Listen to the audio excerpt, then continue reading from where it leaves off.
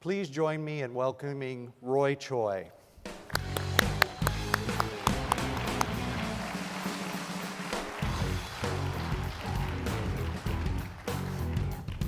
Thank you. Thank you, Chef. You want to be on the right or the left? Sure. Okay. Before we begin this discussion, I'll remind you that this is an interactive session and we'll be taking questions on each of your tables. There should be a small card. Write down your question, raise your hand, and a room monitor will bring the question up. How you doing, Texas? How you doing? I I thought I was at an EDM concert. Your kids would be proud of you. You know. I just saw Chef Roy in Austin at the NRA Innovation Summit, and you really had some amazing thoughts on the industry. Local is your most recent project, but what do you really consider your greatest achievements? Being born. No. Many of us can share that. My parents, yeah, just try to set the table, you know. I think the thing that definitely got me to the stage is Kogi. I don't know if you all know about Kogi, but Kogi started in 2008, and we started selling Korean barbecue tacos on the street. And there was no iPhone. The iPhone just came out at the time. No one really knew what Twitter was for. And our whole concept was just to go out to the clubs, meet some ladies, and serve some tacos. And then that turned into, but sometimes revolutions have a, you know, whether it's music, rock and roll, or other types of movements, sometimes they start from a very simple, you know, honest place. And ours was not this big dream. Ours was just to sell the amount of food that we had in our truck at 2 a.m. and make a little shoe money, you know, and that was the dream. But then we knew something was happening at that time, but we didn't know what, but you could definitely feel it, and you could feel the pulse on the streets. But little did we know within a month that we would be starting this revolution. I think, but to backtrack from that, just to touch is, none of that would have happened without our experience. The three partners that were involved in Kogi, we all have food and beverage experience in hotels. And I myself was a corporate chef just like you guys for many years when I had a real job, you know. So I worked for the Hilton Group for over 10 years, and then I was a chef in New York. And so all of those things were like training, getting me ready, I think, spiritually for this moment.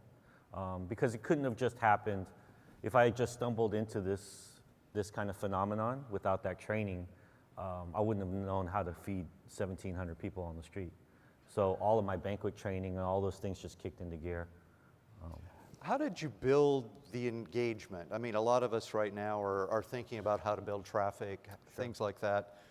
What did you see in 2008 to build that engagement and get Kogi so popular? Well, desperation does a lot to build courage. I got laid off in 2008.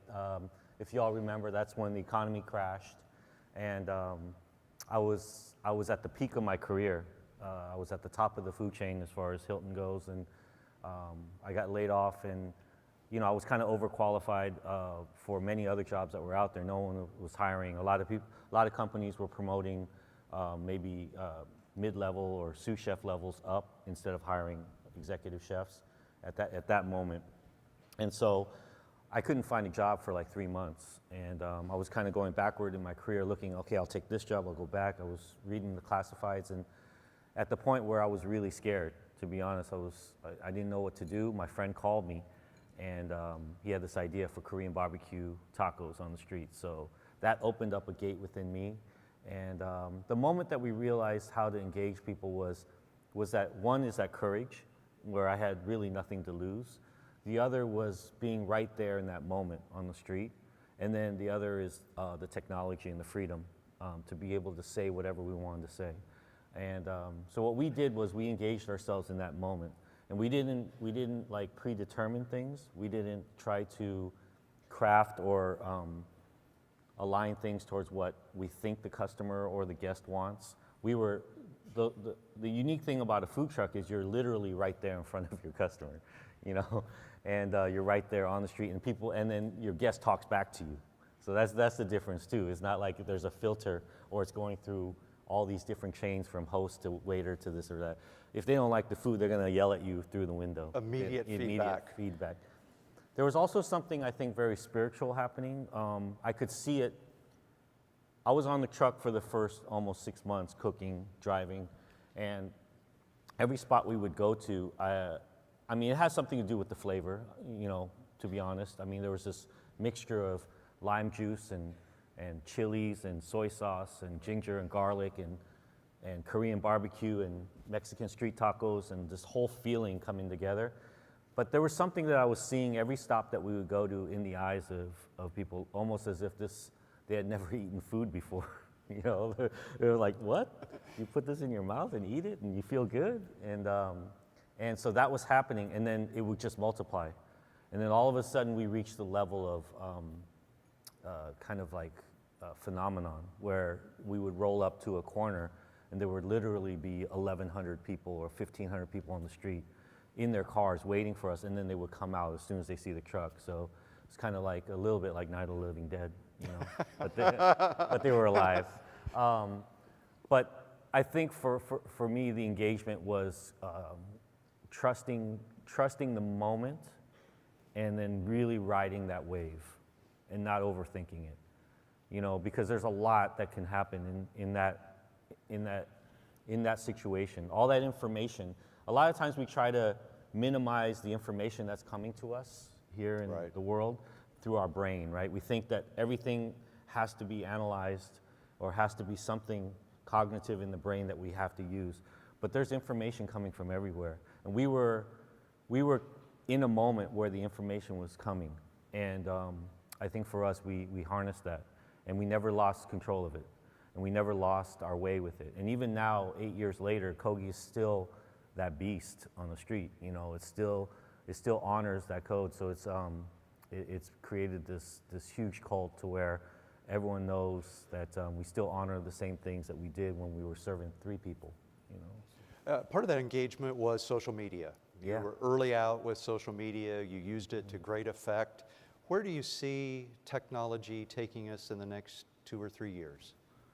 I still don't think that the social media has fully reached its peak yet. You know, I think there's still a lot, especially for companies like yourselves, to figure out ways to find new audiences and to express things that you believe in. Maybe employ a lot of younger people within your organizations to be able to utilize this information board and carry your philosophies, but also spread the message further. So I think definitely social media still has a lot of potential because we're only, like 10 years into it, you know, and it's still this thing where it's a bridge for us to communicate with each other.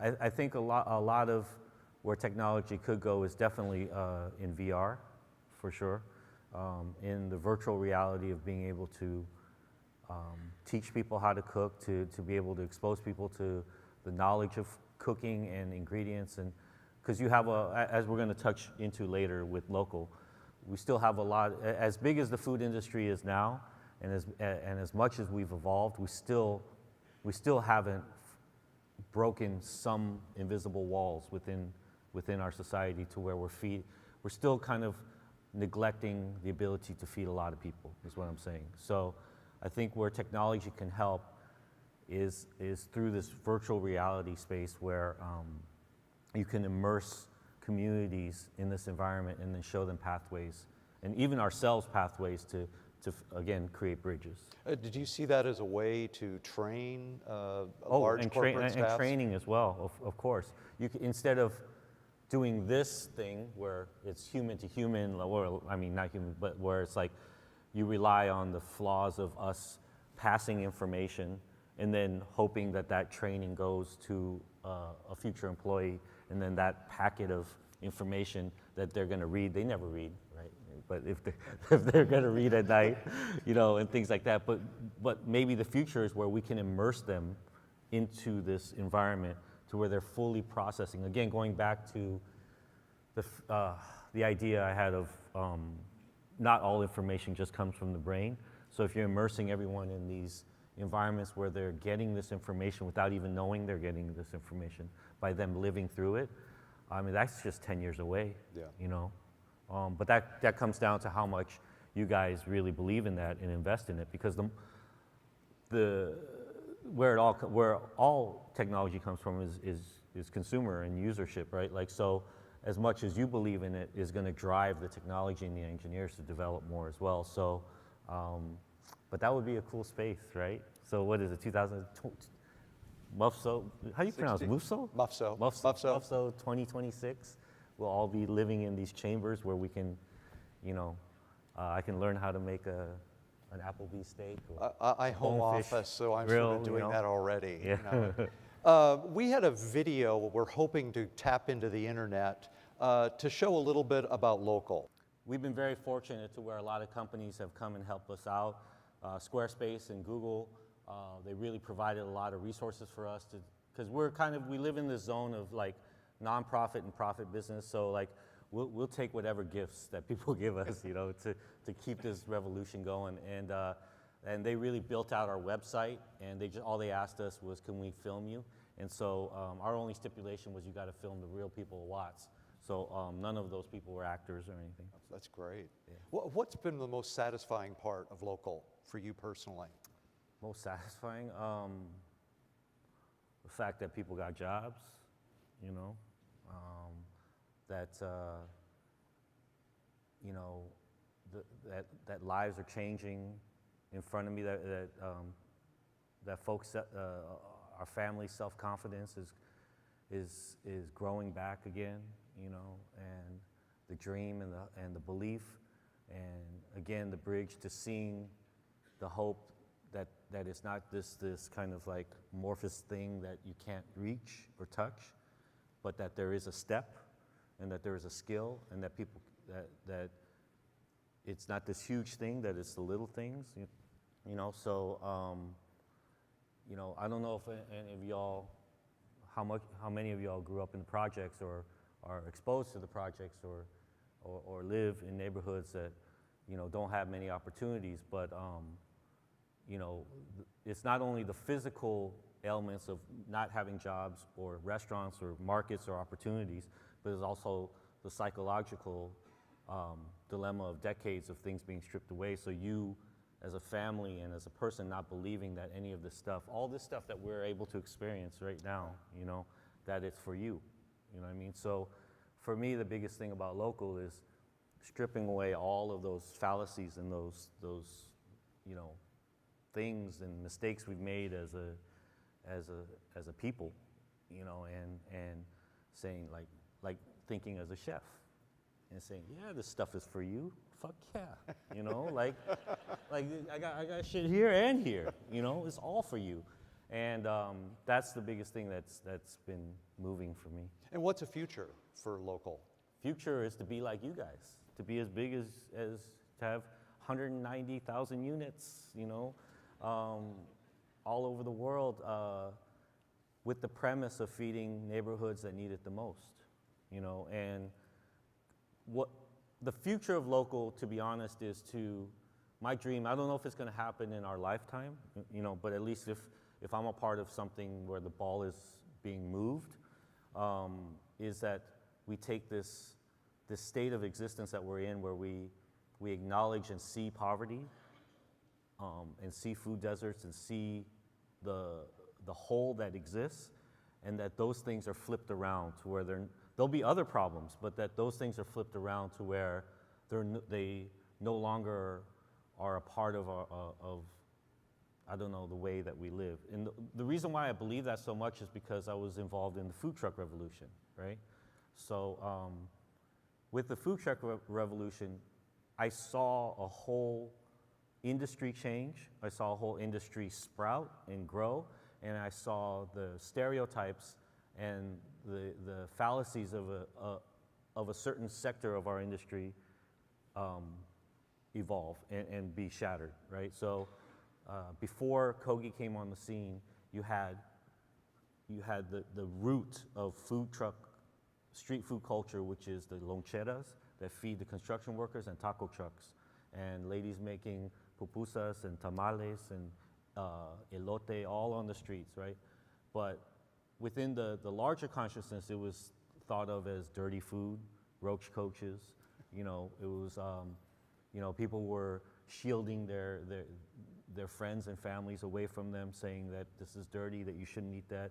All kinds of racist, horrible jokes of, you know, you're gonna be on the toilet forever and all these things, you know, right? And these were real things. Right. These were real things. It was looked down upon to be in a food truck. And then that whole thing shifted, right? From this small little moment, and the world's changed. And now we're sitting here 8 years later, and that stuff sounds like ancient history, right? And it's become $1 billion industry. You no longer say words like roach coach. You say gourmet food truck, right? A lot of large corporations like yourselves have adopted this vehicle to be able to go out there and market and serve people. And so in this small kind of microcosm, we've seen a whole industry and life change. It's created more jobs. It shifted people to be able to walk out of things that maybe they weren't happy in and start a whole new life for themselves. Right. Like a lot happened in Austin, Portland, you know, Miami, Seattle, and then in turn opened up and made other people happy, and then created whole new environments for people to eat, right?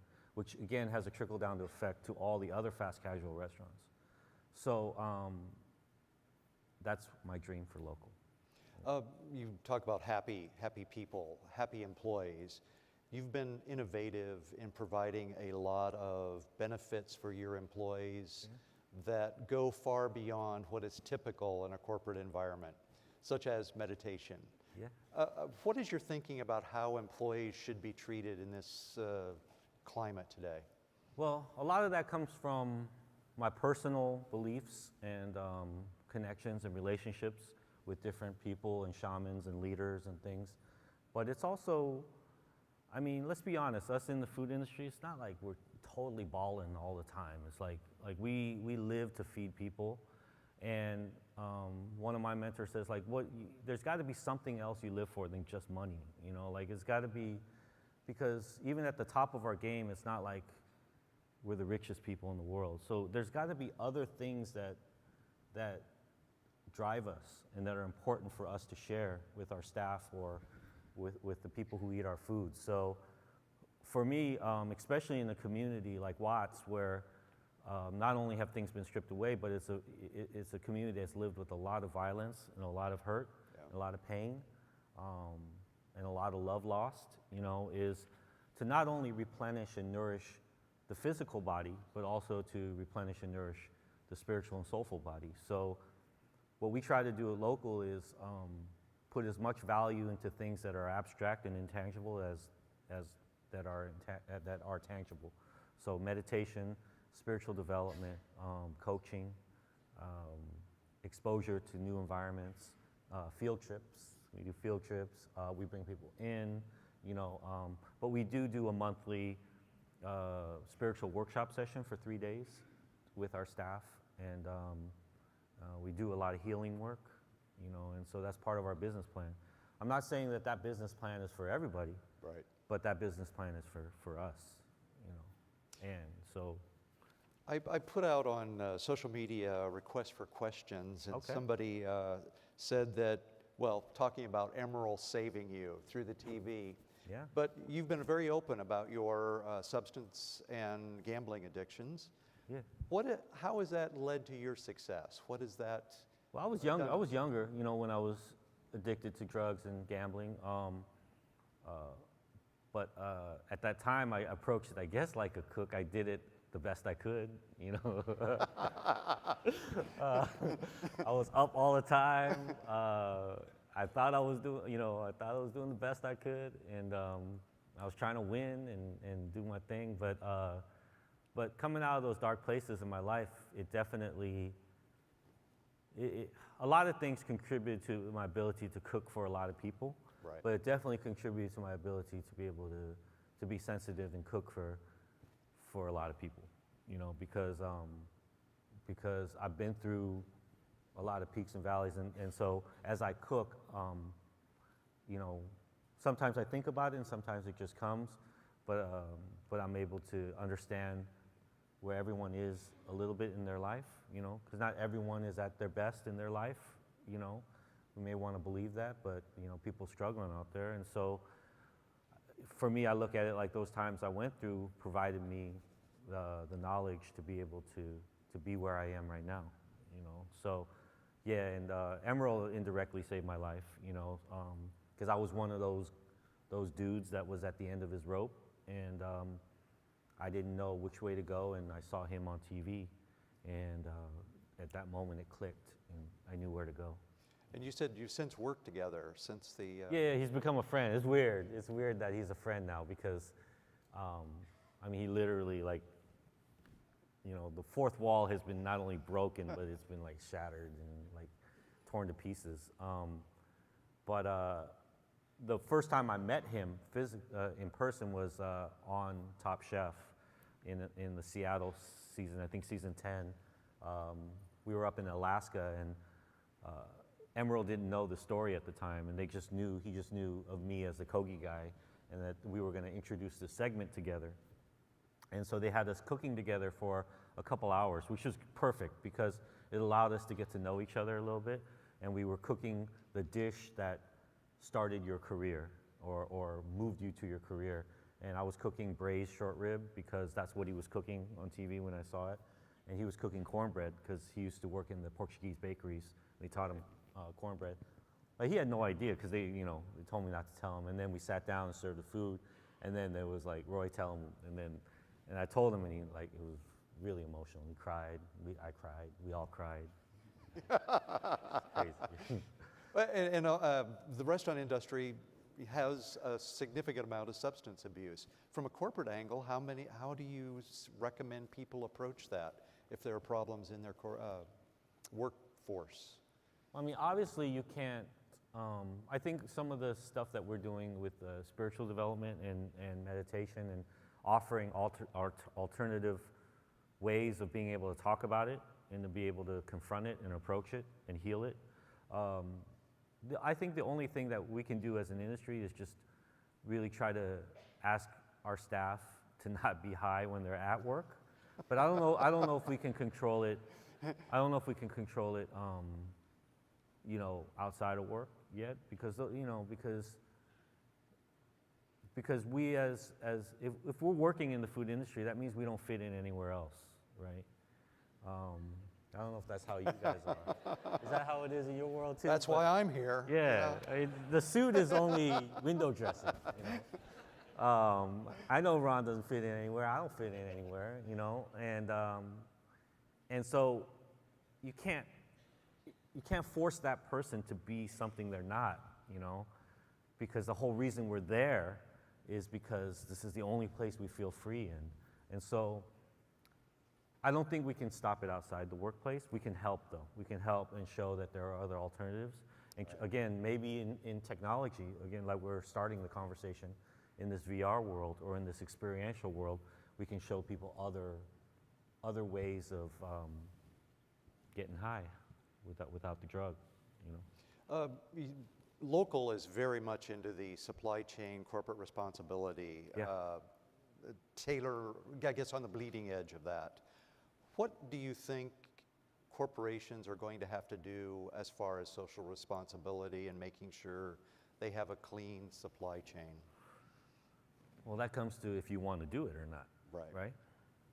That comes to how important, as we move into this next dimension of life, must be a sponsor.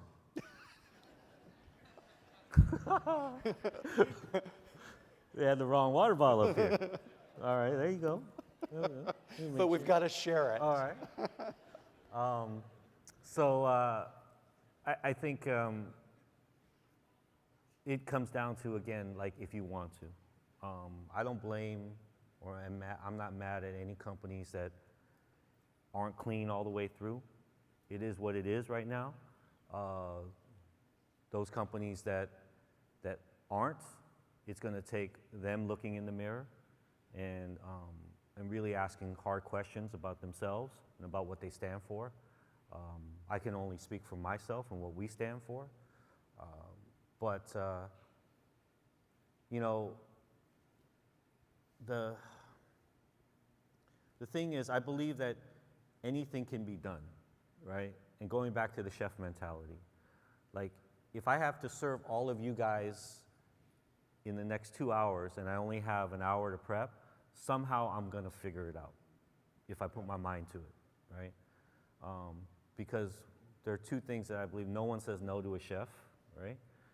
You never say no. Like if a chef gives a direction or an order or a vision, there's no, right? So if there's that vision, and then the other thing is that if you put your mind and your will towards something, and if that's what you truly believe, that is what you will accomplish and achieve. So I guess what I'm leaning towards is, can we as an economic industry, corporate industry, decide that bottom line is not the only thing that drives our business, right? And so if we can decide that that is not the only thing that drives our decisions, then we can start to look at our decisions and say that, you know, we can start to make some more ethical decisions on our choices, on how we feed, who we feed, how we raise animals, how we raise plants, you know, and how we pay, how we take care of our employees, how we take care of each other. Those things sound maybe a little bit idealistic and childish, but that's what I believe, you know, and you know, by believing that on our level, we're able to affect a lot of people. Yeah. You know what I mean? So like, I try to think of that in terms of, I don't think of myself as powerful. I think of you guys as powerful. You know, this audience here, because this audience are the leaders that feed hundreds of thousands of more people than I do. And so if a small fry like me can shift that mentality, but also be successful and still drive a thriving food operation, then imagine if the larger corporations did it. And that is, I don't remember the question, but I don't know where I ended up. Responsibility in the supply chain.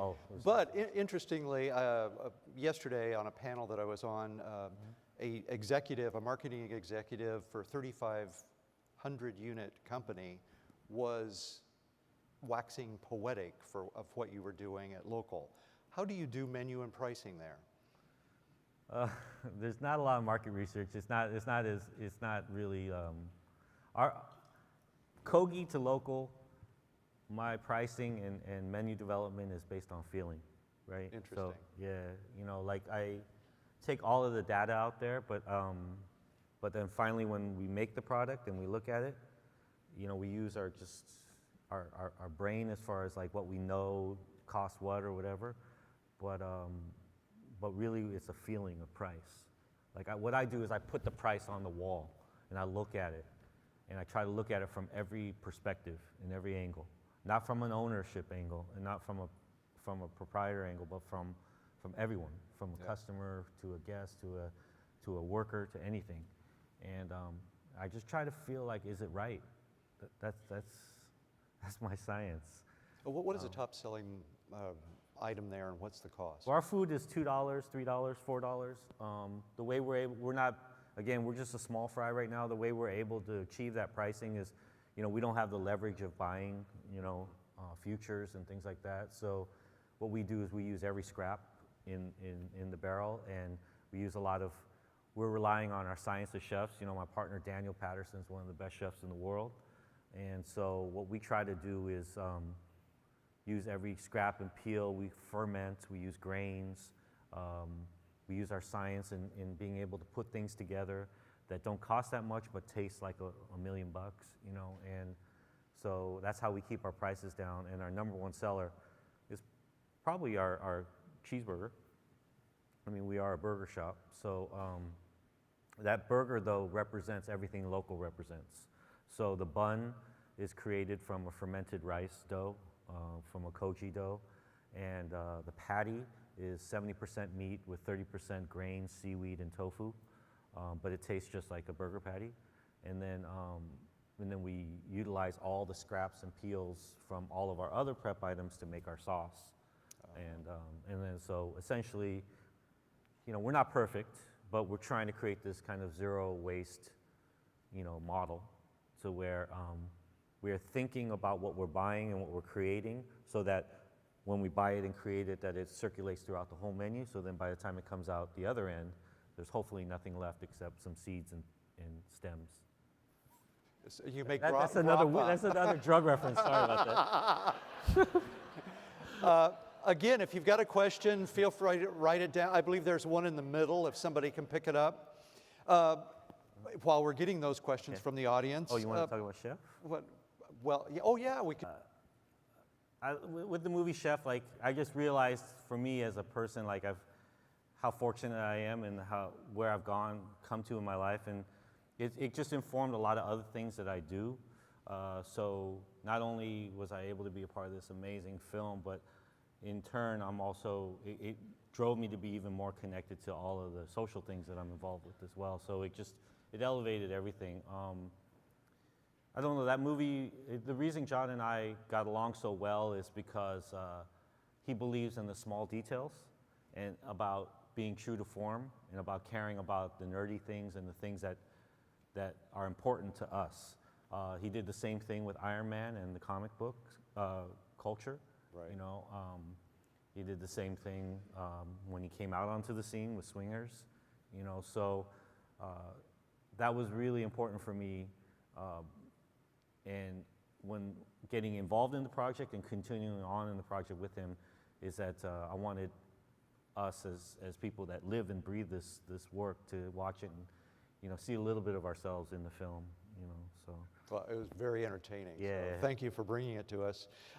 Questions from the audience. What do you think will be the next ethnic food trend? Specific herbs, spices, flavors? Crystal ball right now? I'm trying to think. I've still been waiting for like Malaysian food to come on board all the way because that food is real tasty. I don't know what the next, you know, food. People right now are really into Filipino food, you know, but I think like I like Korean Mexican food. You know, that's gonna be around for a while. And in kind of a related question, why are Korean American chefs suddenly so prominent? Well, with the Korean American chefs, it's not this phenomenon that just happened out of thin air. It happened because of specific people. David Chang, who's my brother, he's a force. He's a force of nature, you know, and so it's not like it just happened. It happened because Dave is Dave, you know, and Momofuku crushed the scene, right. You know, and it changed everything. And then, you know, and then behind that, you know, I came on board, you know, and I rep the whole city of Los Angeles, and so what we did was we created a phenomenon. So like that 1-2 punch, I think got the thing moving. And then behind all of that is Korean food is really, really delicious food. We're an eating culture and a cooking culture. And so I think the reason why it took so long is because we're a culture that just immigrated here in like the 70s, right? So we were still a culture here in America where our parents, who were first generation and didn't speak the language that well, were still kind of the adults of the community. Right. And it took this long for the first-born kids to be able to develop and have their own careers, right? And most of those kids ended up being doctors and lawyers, so you never heard from them, you know? And there were the few on the fray that fell into kitchens, but then like with anything in the kitchen, you need time to develop your skill. So then there's that other 10 years of us developing our skill, and then finally came that time in the early 2000s, mid-2000s, where we actually had our own voice. But the reason why it didn't come about before is, one, because of that, and also is that Korean food is not eaten in a linear way. So what I mean by that is, like, here as Americans, we eat appetizer, entree, dessert, right? Korean food comes at you like a shotgun all at one time.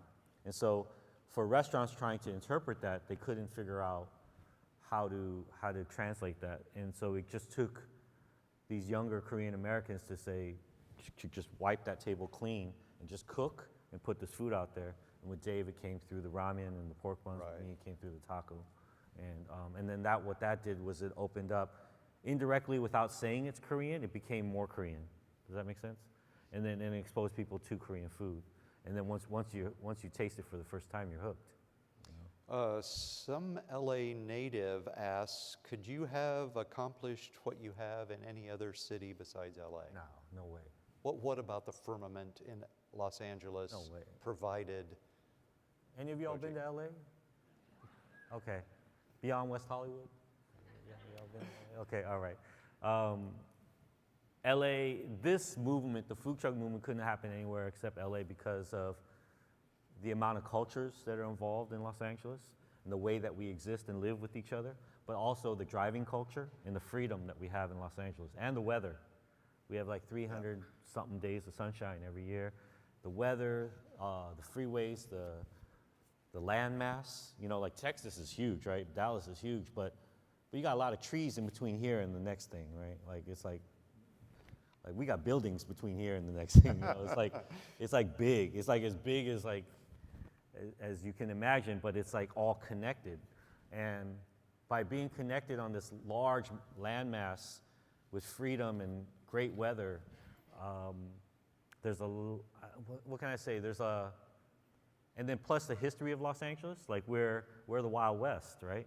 So it's like it's always been this place of kind of like innovation and new frontiers and all this. So I guess what I'm leaning towards is in Los Angeles, there's a lot of ways to slip and move through things, right? And then those phenomenons end up becoming culture because we're such a young city and a young culture that the things that we do end up becoming our culture. So the food truck culture is we could park behind a warehouse, we could park behind a railroad track, we could park in an alley, we could park in a football field, wherever. And those things, people instantly understand, like, I'm gonna go there. And it wasn't weird, you know? And so that's why LA was important for that. And then our laws as far as food trucks go, they were really, really open to us being able to park anywhere we wanted. And so all of those little things contributed to LA being the spot. And would your success been as great or even possible without social media? No, for sure social media was important. I mean, like, if there was no Twitter at the time or social media, like, I think we would have been popular, like, but we would have been like a short order grill that, you know, that has a word of mouth, and we would have just been a spot when you land in LA or land in Dallas, like that spot, that greasy spoon that you got to try to get to when you're here. But I don't think we would become a worldwide phenomenon. No way, you know. What chefs do you admire and look to for inspiration and ideas? And you could expand that to any sources of besides chefs, but that was specifically the question. I look at my partner Daniel for local. He was definitely someone that I looked up to because him and I are so different. He's a very thinking chef. He's very technically proficient, whereas I'm a little sloppy in my plate ups and stuff. How did that partnership come to be? We met at the MAD conference, which is held by Renee Redzepi from NOMA. And it's a conference like this, a food conference, but it's held in a tent in Copenhagen. And it's like kind of like all of these best chefs in the world that come together in this summit to try to like, it's like a Knights Round Table in a sense where you share information. It's very nerdy, you know. We talk about fermentation and development and flavor and foraging and you know, things like that. But it's also a place where we as chefs can come together and find answers with each other and ask questions. The specific conference I was at, the theme of the conference was called Guts. And so my speech at the conference was to have the guts to tell my chef community that we weren't feeding enough people. and that we as the best chefs in the world, or I wasn't one of those at the time, like you as the best chefs in the world, could use your talents and open up restaurants where you could, it would be amazing if you could feed more people than just 50 people a night. And Daniel was one of those chefs, and he was feeling the same things at the time, so he called me after the conference, and we just instantly hit it off. So he's definitely someone that I look up to. And how long was the process from that first call to actually opening? Really quick, because we're chefs. So 3 months of R&D. We started our IndieGoGo campaign, and we were open within a year. And how much did you raise in the IndieGoGo campaign? About 150,000, something like that. That really paid for our, one, it developed a community for people to believe in this idea of local. Right. You know, we didn't have any like food developed at the time. We didn't have a concept. We didn't have a building. All we had was this funny cartoon character of a hamburger on a skateboard, and this idea that we could feed more people, and it became the #1 crowdfunder for food in the history of IndieGoGo, and it really developed this relationship for people to like believe in us. And then what that money did was, I call it studio time. It allowed Daniel and I to make the album. You know, it paid for our studio time. So it paid for our R&D, for us to fly back and forth from San Francisco to LA, to buy the product, to develop the food and all these things. You know. How is the regulation of wage and hour affecting you as an owner in the LA market?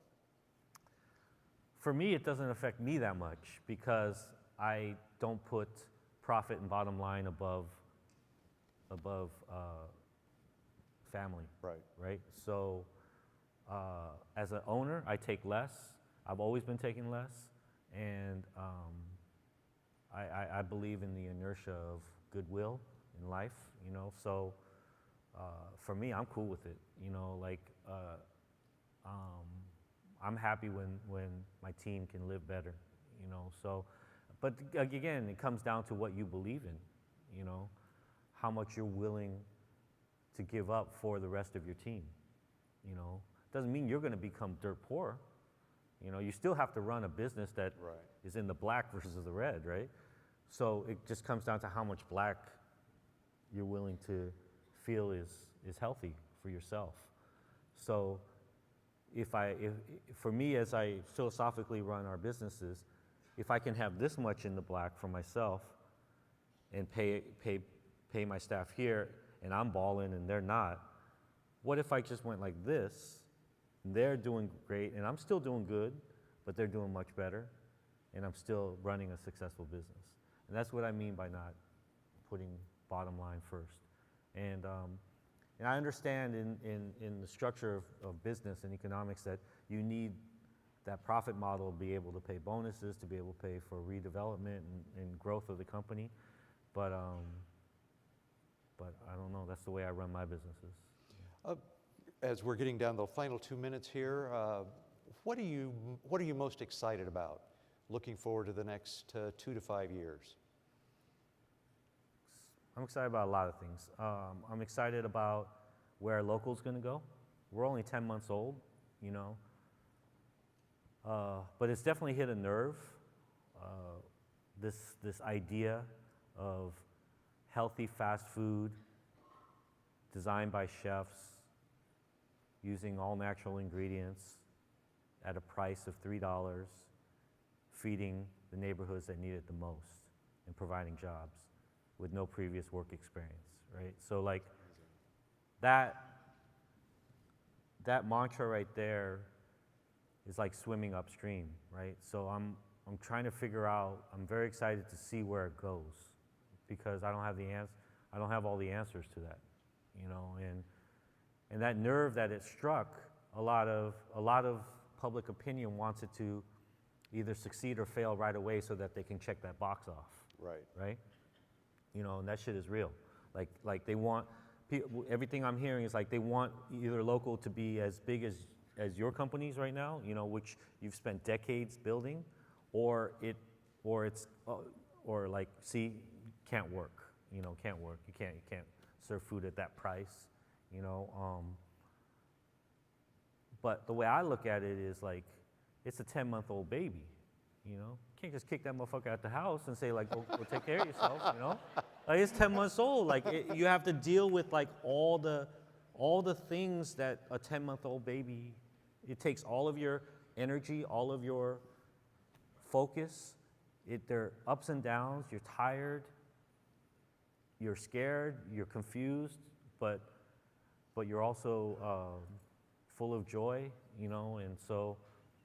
I'm excited to see where it goes in the next 2 to 3 years, because if it goes well, then it's going to spread throughout the country, right?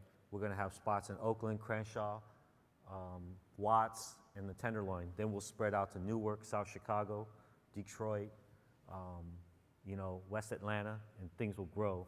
Out here in Texas, you know, I'll look for the spots over here in Texas, you know, and we'll be out here feeding the family. So that's my dream. I'll give you my number, so you'll have that when Okay, you come to for sure. Texas. Sure. Please thank Chef Roy Choi for sharing.